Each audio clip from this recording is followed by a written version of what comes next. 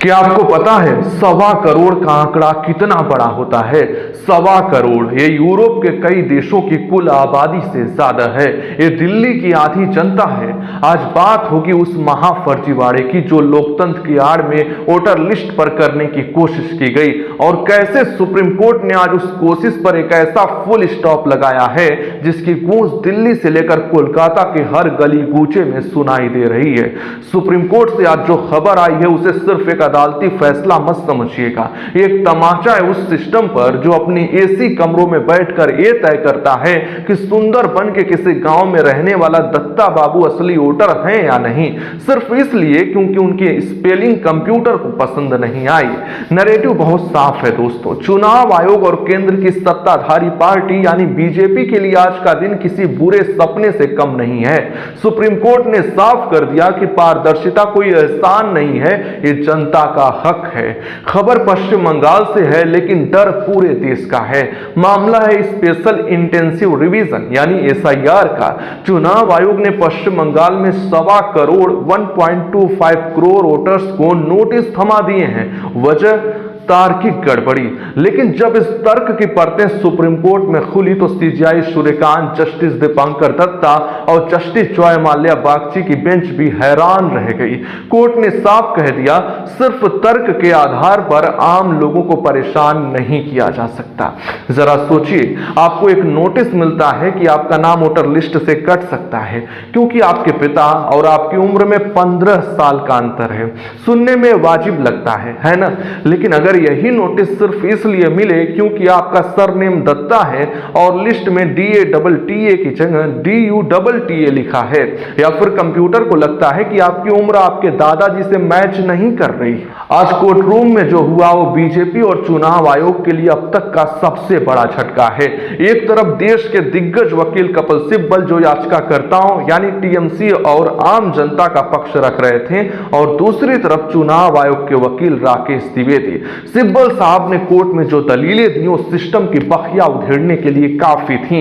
मैं उनके शब्दों को यहां कोट करना चाहूंगा। उन्होंने कहा, तार्किक गड़बड़ी के नाम पर अगर पिता और बच्चे की उम्र में 15 साल का अंतर दिखता है तो नोटिस भेज दिया जा रहा है। बंगाली नामों की स्पेलिंग जैसे दत्ता अलग तरह से बोली जाती है लेकिन इसे भी गड़बड़ी माना जा रहा है। यही वो 2 कौड़ी का लॉजिक है जिसकी वजह से बंगाल के गांव में हड़कंप मचा हुआ है। अब जरा चुनाव आयोग का जवाब सुनिए। उनके वकील ने कहा, हम स्पेलिंग की छोटी गलतियों पर नोटिस नहीं दे रहे हैं। नोटिस का मतलब नाम हटाना नहीं बल्कि सुधार का अवसर देना है।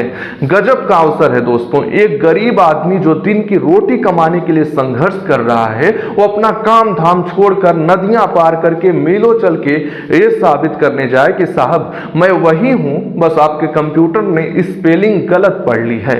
और जब सिब्बल ने मुद्दा उठाया कि गरीब लोगों को दूर दराज से आना पड़ रहा है, नदियां पार करनी पड़ती है, यह अस्वीकार्य है, तो कोर्ट का रुख एकदम सख्त हो गया। सुप्रीम कोर्ट ने वो आदेश दिया है जो किसी ब्रह्मास्त्र से कम नहीं है। कोर्ट ने कहा है जो 1.25 करोड़ नामों की लिस्ट है जिसे आप अपनी फाइल में दबा कर बैठे हैं, इसे बाहर निकालिए, इसे ग्राम पंचायत भवन पर चिपकाइए, ब्लॉक ऑफिस में लगवाइए, वार्ड ऑफिस में सार्वजनिक कीजिए। क्यों? ताकि उस गरीब, उस आम आदमी को पता चले कि उसका नाम खतरे में है।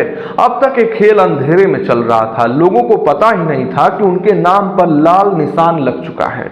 सुप्रीम कोर्ट ने आज उस अंधेरे कमरे में बत्तियां जला दी हैं। अब जरा उस डायलॉग पर गौर कीजिए जो कोर्ट में हुआ, जिसने मुझे पर्सनली सबसे ज्यादा हिट किया। जब चुनाव आयोग के वकील ने कहा कि राजनीतिक दलों के एजेंट यानी BLA को घर घर जाकर मदद करनी चाहिए, तो जस्टिस बागची ने एक ऐसा सवाल दागा जो बहुतों को चुभा होगा। उन्होंने पूछा, फिर सुनवाई के समय वो क्यों नहीं आ सकते? मतलब साफ है, आप चाहते हैं कि पार्टियां बाहर काम करें, लेकिन जब वोटर के हक की लड़ाई हो, जब अधिकारी के सामने पेश होना हो, तो वोटर अकेला खड़ा रहे। एक ऐसा न्याय है।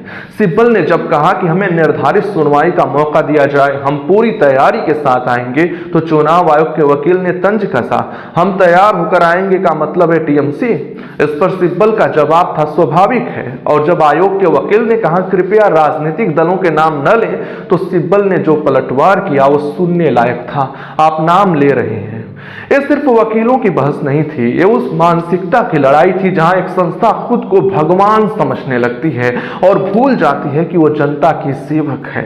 यहाँ एक बहुत बड़ा पेच है। इंटरवीनर वकील श्याम दीवान ने जो खुलासा किया वो रोंगटे खड़े कर देने वाला है।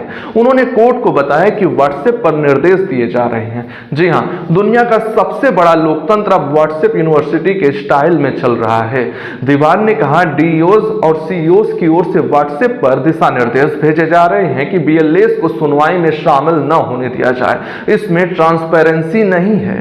सोचिए जरा, एक आधिकारिक प्रक्रिया जिससे किसी की नागरिकता, किसी का वोटिंग अधिकार जुड़ा है, उसके नियम व्हाट्सएप पर तय हो रहे हैं कि किसे घुसने देना है और किसे नहीं। इसे मनमानी नहीं तो और क्या कहेंगे।